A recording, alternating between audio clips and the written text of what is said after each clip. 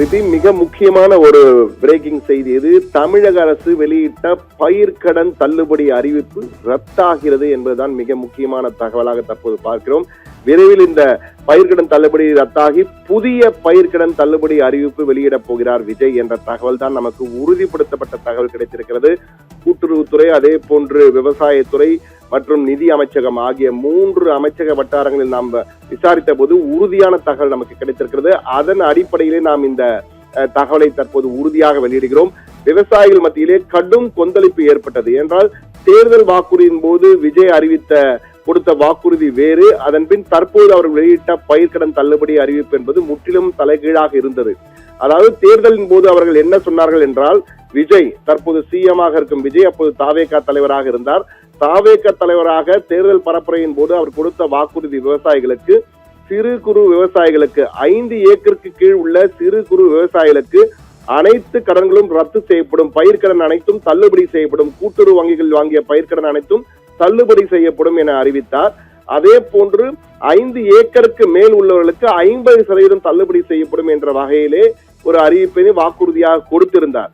ஆனால் தற்போது தமிழக அரசு அண்மையில் வெளியிட்ட பயிர்க்கடன் தள்ளுபடி அறிவிப்பிலே கூட்டுறவு வங்கிகளின் மூலம் 50,000 வரை பயிர்க்கடன் பெற்ற குறு விவசாயிகளுக்கு, அதாவது 2.5 ஏக்கருக்கு கீழ் உள்ள குறு விவசாயிகளுக்கு 50,000 வரை அதிகபட்சம் தள்ளுபடி. அதே போன்று சிறு விவசாயிகளுக்கு 5 ஏக்கருக்குள்ள உள்ள சிறு விவசாயிகளுக்கு 40,000 ரூபாய் தள்ளுபடி, அதுபோன்று மற்ற விவசாயிகளுக்கெல்லாம் 5,000 ரூபாய் தள்ளுபடி என்ற வகையிலே ஒரு அறிவிப்பினை செய்தி வெளியீடாகவே வெளியிட்டார்கள். அவர்கள் ஒரு பயிர் குறிப்பு வெளியீடாகவே வெளியிட்டு இவர்களுக்கு இவ்வளவு என்று வெளியிட்டாங்க. அதிகபட்சம் 50,000 ரூபாய் தான் தள்ளுபடி என்ற வகையில் தான் அந்த அறிவிப்பே இருந்தது. இதற்கு விவசாயிகளிடையே கடும் கொந்தளிப்பு ஏற்பட்டது. பல இடங்களில், தமிழகத்தின் பல இடங்களில் விவசாயிகள் விஜய் ஏமாற்றி விட்டார், தாவேகா அரசு எங்களை ஏமாற்றி விட்டது என்ற வகையிலே கடும் கொந்தளிப்பு பல இடங்களில் ஏற்பட்டது. இதனுடைய எதிரொலிதான் தற்பொழுது தலைமைச் செயலகத்திலே முதலமைச்சர் விஜயின் உத்தரவின் பேரில் தற்போது அதிரடியாக தற்போது தொடர் பேச்சுவார்த்தை நடைபெற்று வருகிறது. விரைவில் பயிர்க்கடன் அறிவிப்பு, அதாவது ஏற்கனவே வெளியிட்ட அந்த பயிர்க்கடன் அறிவிப்பினை வாபஸ் பெறுகிறார்கள். ரத்து அல்லது வாபஸ் என்றும் எடுத்துக்கொள்ளலாம்.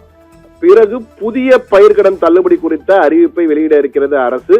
அதிலே தேர்தல் வாக்குறுதியின் போது என்ன கொடுத்தார்களோ கிட்டத்தட்ட அதே அளவிலான பயிர்க்கடன் தள்ளுபடி அறிவிப்பினை வெளியிடுவதற்கு வாய்ப்புகள் அதிகம் இருக்கிறது.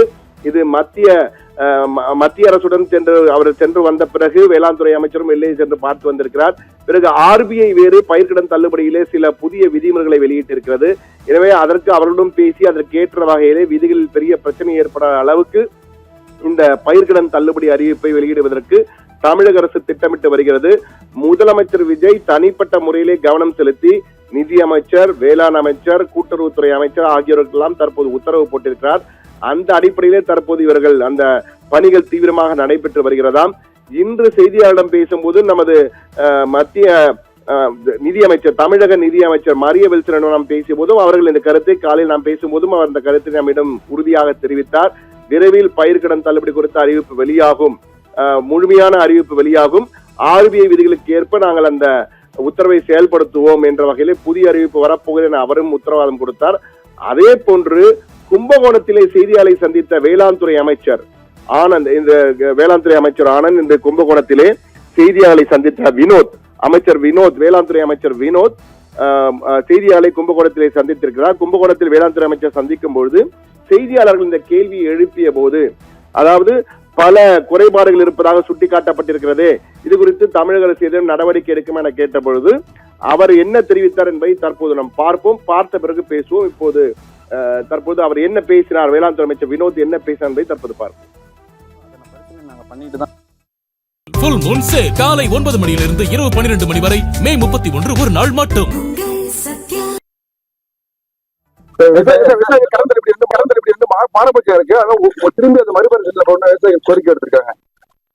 கண்டிப்பா அதனை பரிசீலனை நாங்க பண்ணிட்டு தான் இருக்கோம். அதுக்கான ஆலோசனை கூட்டம் நடந்துட்டு தான் இருக்கு.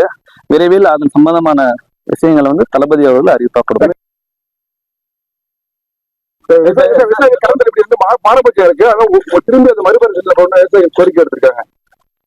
கண்டிப்பா அதனை பரிசீலனை நாங்க பண்ணிட்டு தான் இருக்கோம். அதுக்கான ஆலோசனை கூட்டம் நடந்துட்டு தான் இருக்கு.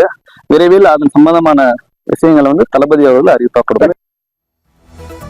தள்ளுபடி தொடர்பான புதிய அறிவிப்பினை வெளியிட போகிறார் கூறியிருக்கிறார். இது தொடர்பாக கூட்டுறவுத்துறை அதிகாரிகளிடமும் அந்த அமைச்சகத்திடம் பேசிய போது அவர்களும் உறுதியாக தெரிவித்தார்கள்.